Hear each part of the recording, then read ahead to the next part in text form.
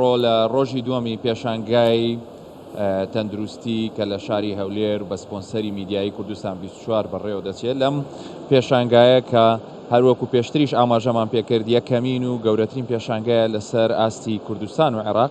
لێرە کۆمەڵێکی زۆر بابەتی زانستی لێرە باز دەکرێت، کۆمەڵێکی زۆر لە کۆمپانیاکانی ناوخۆ و دەرەوە بەشدارن لەوەی کە لێرە بابەتەکانی خۆیان پێشکەوتنەکانی خۆیان بخەنە ڕوو.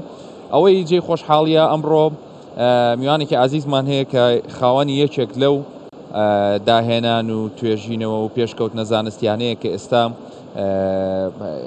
هەموو کەسێک هیوای لەسەر هەڵچنیەوە و دوێنێش ڕێزدار سەرۆکی حکوومەت خۆی سەردانی بوتەکەیانی کرد کە ئەویش بەڕێز دکتۆر ئازاد ئیبراهیم نەجار، پزیشک و داهێنەر و توێژەر کە میوانی ستۆدیۆی کوردستان 24 لەم پێشانگایە. دکتۆر گیان زۆر خۆشحاڵین کە لێرە خوشحالم.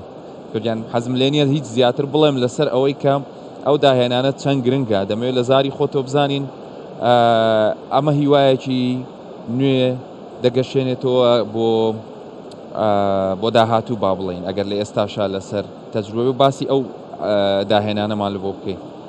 ئەو نمونەی ئەو دلە هەیە؟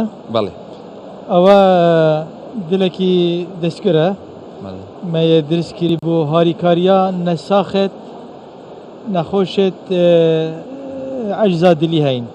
وەختی دلێوانە دی ناتوانێت کار بکەت، خلاص چ چارە نینە، دەرمان شقۆناغا دەرمانە شقۆناغا پەیسمەیکەڕەش هەمیا بورینە ئیدی چی چارە نییە و نەساخە هەفتەیە ئیدیان سوبە ئەمری خودێ کرد و دێمرتن.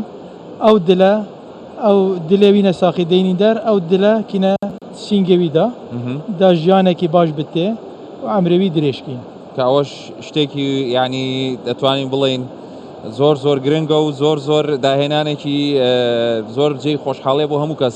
لەو داهێنانەتان ئێوە چەند کەس بوون، لەکوێ کردان و ئێستا گەیشتنە کوێ، گەیشتنە چه ئاستێک پێی؟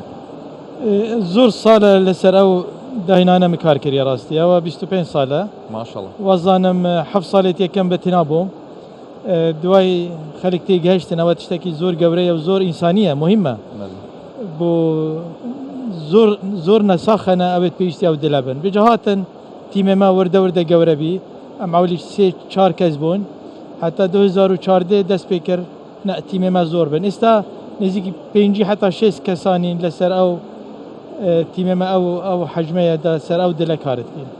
لەشتان ساقی و بەگەیشتنە کوێ، یعنی ئێوە ئێستا ئەو دڵە لە ڕووی زانستیەوە لەسەر ئاستی جیهان قبول کراوە کە ئیتر یعنی مەسەلەن لەوانەیە پرسیاری خەڵک ئەوە بێ تاکەی دەتوانرێت ئیتر بکەوێتە بواری کارکردنەوە، ینی وای لێبێ نەخۆشەکان ئیسفادێن چکە دەزانین ئێستا لە قۆناغی توێژینەوە ئەبێت چەند قۆناغێکی زۆر ببڕێ هەتا دەگاتە ئەوەی کە ئەپروف بکرێ بە ئەو هاوڵێن.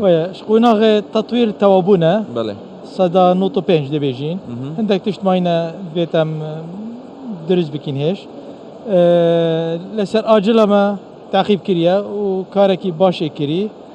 بجا ئێستا ژینوکە بە خوشحالی بەری یەک هەفتی منظمەی FDA یا ئەمریکی موافقە دەکە تاقیب بکەین لەسەر ئینسانی. ئەوژی وەختێک پێویستە هەتا ئەخوامادە بکەین دا یەکەم دل بکەینە سینگێ مرۆڤەکێدا سینگە ئینسانیدا. ئەوژی وەختێکی ساڵێک 2 ساڵ دلێچتن ئەو تاقیبکردن دوای ئیشەڵا دێ ئامادە بتن بکەینە سینگێ نەساخەدا و ژیانە نەساخە پارێزین و ژیانەوان درێژ بکەین. زۆر سپاس دکتۆر گیان. هەروەکو دوێنێ ڕێزدار سەرۆکی حکوومەت ئاماژەی پێگەی ئیشەڵا کەس پێویستی پێی نابێ، بەڵام ئەمە لە ڕووی مرۆڤایەتی و لە ڕووی زانستیەوە شتێکی زۆر گرنگە و دەستان خۆش بێ و دەیسەلمێنێ کە ئێمەی کوردیش پزیشک و داهێنەر و توێژەری لەو ئاستەمان هەیە کە نەک لەو ناوەندە زانستیە ناوخۆیەکان بەڵکو لەسەر ئاستی جیهان دەتوانن بەشدار بن. زۆر سپاس دکتۆر ئازاد بۆ زانیاریەکانت. سنوور دەگەڕێمە وڵات و ئێمە لێرە بەردەوامین لە ڕووماڵکردن.